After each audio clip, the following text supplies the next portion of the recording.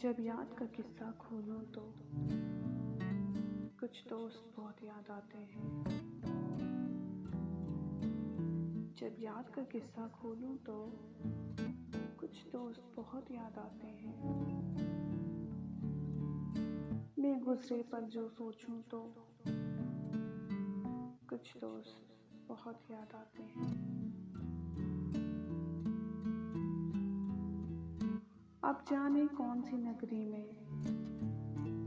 آباد ہے جا کر مدت سے، میں رات گئے تک جاگوں تو کچھ دوست بہت یاد آتے ہیں۔ کچھ باتیں تھیں پھولوں جیسی، کچھ لہجے خوشبو جیسے تھے۔ کچھ باتیں تھیں پھولوں جیسی، کچھ لہجے خوشبو جیسے تھے۔ میں شہر چمن میں ٹہلوں تو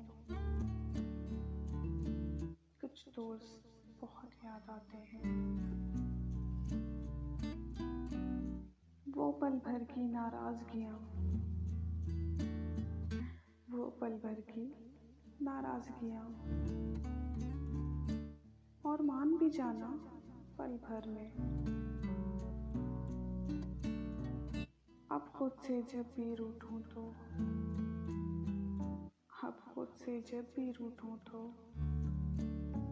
کچھ دوست بہت یاد آتے ہیں۔